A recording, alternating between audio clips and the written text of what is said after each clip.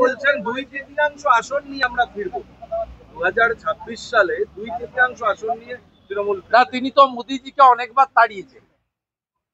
উনি 19 সালে ব্রিগেডে সভা করে ইউনাইটেড ইন্ডিয়া ডাক দিয়েছিলেন, দিয়ে বলেছিলেন এবার আমরা দিল্লি দখল করব। তারপরে 21-এ তিনি এখান থেকে গিয়ে নন্দীগ্রামে দাঁড়ালেন, বললেন আমি গদ্দারকে হারাবো। তা এগুলো দেখেছেন মমতা ব্যানার্জির সব প্রেডিকশন লাগে না।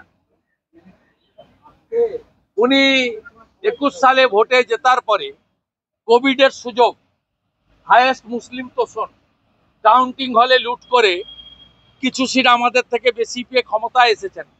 তারপরে তুমি বলেছিলেন বাংলা দখল হয়েছে, এবারে গোয়া দখল করতে যাব। এখানকার মায়েদের 1000 টাকা দেন, গোয়ার মায়েদের বলেছিলেন 5000 দেবেন। বড় একটা শূন্য নিয়ে এসেছেন। ত্রিপুরা দখল করতে গেছিলেন, নোটার থেকে কম ভোট নিয়ে এসেছেন।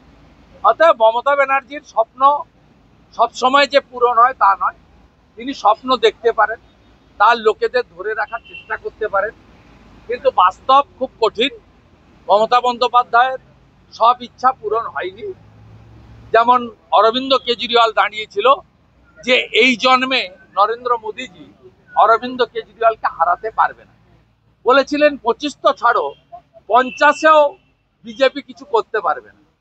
তা অরবিন্দ কেজরিওয়ালের অবস্থা সবাই দেখেছে। নবীন পট্টনায়ককেও আমরা জানতাম অপরাজয় নবীন পট্টনায়ক। উড়িষ্যার খবরও লোক দেখেছে, সব এক্সিট পোল ফেল করে হরিয়ানার ফলও লোক দেখেছে।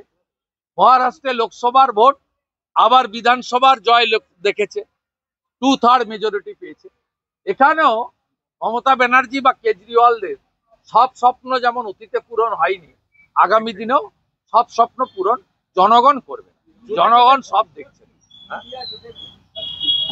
ইন্ডিয়া জোট নয়, এটা ইন্ডি জোট। ওর পিন্ডি অনেক আগে চটকে গেছে। মমতা বন্দ্যোপাধ্যায় কংগ্রেস এবং আপের মধ্যে গোলমালের কথা বলছেন দিল্লির ভোটে হারের জন্য। দিল্লির ভোটে হারের জন্য আপ আর কংগ্রেসের আপ কংগ্রেস একসঙ্গে লড়েছিল 7টা লোকসভাতেই বিজেপি। জ্যোতিপ্রিয় মল্লিক ভোট হয়েছে মোদিজির পক্ষে, ভোট হয়েছে মিথ্যাচার, ভ্রষ্টাচার, পরিবারবাদ, তোষণের বিরুদ্ধে, ভোট হয়েছে বৃহত্তর হিন্দু ঐক্যের পক্ষে। আমাদের সবচেয়ে বড় পাওনা সর্দারজিরা, শিখ সমাজ আমাদেরকে দুহাত ভরে দিল্লিতে আশীর্বাদ করেছেন। বাঙালিরা তো আছেই। আমরা শিখ সমাজকে প্রণাম জানাই এবং আমরা আশা করব যে পশ্চিমবাংলার যে শিখ সমাজ আছেন, সংখ্যায় তারা যাই হোক না কেন, তারাও আগামী দিনে দিল্লির দেখানো পথে আমাদের সাথ দেবে। 14 মাস জ্যোতিপ্রিয় মল্লিক জেলে ছিলেন রেশন দুর্নীতিতে। আজকে মমতা বন্দ্যোপাধ্যায় বলছেন যে উনি রেশনে ভালো কাজ করছিলেন এবং তার বিরুদ্ধে কোনো তথ্য প্রমাণ পাওয়া যায়নি, ফাঁসানো হয়েছে। এইটা ইতিমধ্যে এটা আমি মনে করি তদন্তকে এবং কোর্টকে প্রভাবিত করার জন্য বলেছি। এবং যেহেতু লোয়ার কোর্টে বেল পেয়েছে, আমি এনফোর্সমেন্ট ডাইরেক্টরকে বলবো যে যেহেতু তারা চার্জশিট দিয়েছে, উইটনেস এবং বিচার প্রক্রিয়া সরাসরি প্রভাবিত হবে। যেহেতু মামলা পশ্চিমবঙ্গে আছে, এই মুখ্যমন্ত্রীর এই বক্তব্যের পরিপ্রেক্ষিতে জ্যোতিপ্রিয় মল্লিকের বেল ক্যান্সেল করার জন্য আপার কোর্টে ইডির আবেদন করা উচিত। কারণ জ্যোতিপ্রিয় মল্লিক প্রভাবশালী বলেই জেলে ছিল এবং চার্জশিটে তার চুরি দুর্নীতির তথ্য প্রমাণ ডকুমেন্ট দিয়ে ইডি চার্জশিট সাবমিট করেছে। এই উইটনেসরা ভয় পাবে। রাজ্যের পুলিশ মন্ত্রী বলছে জ্যোতিপ্রিয় মল্লিক নির্দোষ।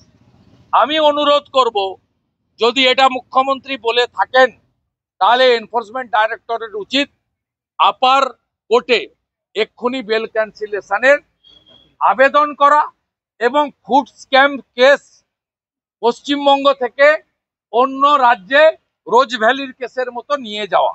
এই দাবি অনুরোধ আমি করব। প্রয়োজন হলে এনফোর্সমেন্ট ডাইরেক্টরেটকে এলওপির প্যাডে আপনাদের এই ক্লিপিংগুলো দিয়ে, আমি তো নিজে শুনি, আপনারা বলছেন, মিডিয়া ক্লিপিংগুলো দিয়ে আমি তাদের দৃষ্টি আকর্ষণ করব। একটা বিষয় যে কোর্ট বলছে বাড়ি ভাঙা দুর্নীতি একটা বড় ইস্যু হবে না, এসবিআর সহ বিভিন্ন জেলে জেলে যাওয়া ইত্যাদি পশ্চিমবঙ্গের রাজনীতিতে দেখা গেছে দুর্নীতি কোনো ইস্যু না। 2021-এও আপনারা দুর্নীতি দেখতে পাওয়া যাবে, আপনি কি কিছু বলেন?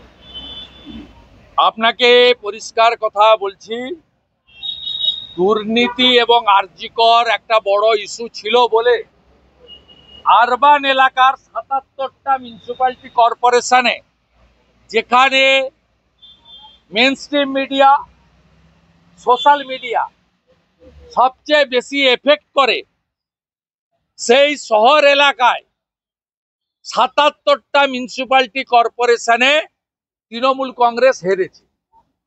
কলকাতা কর্পোরেশনের ৫৪টা ওয়ার্ডে বিজেপির লিড হয়েছে।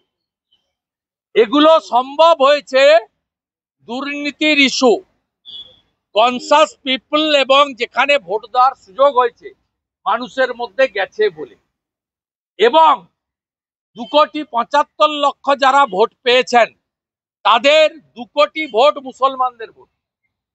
কমপ্লিটলি 2 crore মুসলমান ভোট আউট অফ 2,75,00,000 ভোটার টিএমসির যে ভোট। আর বিজেপি ২,33,২৭,০০০ ভোট পেয়েছে, কমপ্লিটলি হিন্দু এবং জনজাতিদের ভোট। নর্থ বেঙ্গল বিশেষ করে জনজাতিদের ভোট আমরা পেয়েছি। এ ভোটে মুসলিম ভোটের অংশীদারিত্ব নেই।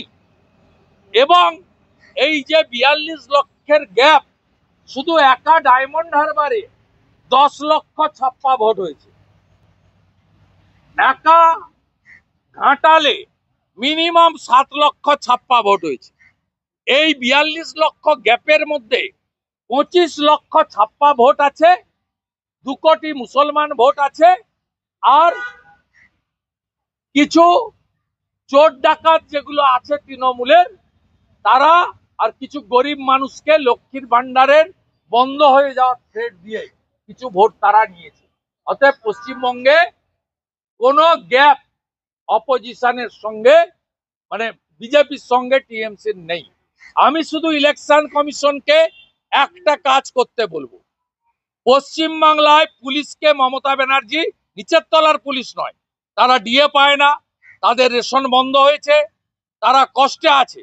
শুধু রাজীব কুমার, মনোজ বার্মা, অজয় ঠাকুর, সিদ্ধিনাথ গুপ্তা, সুপ্রতিম সরকার, এই যে গোটা কতক চামচা বেলচা তৈরি করেছে, সারা দিন চটি চাটে, এই গোটা কতক আইপিএস কে শুধু ভোটের সময় প্যাকিং করে রাজ্যের বাইরে পাঠান, পুলিশকে নিউট্রাল করুন।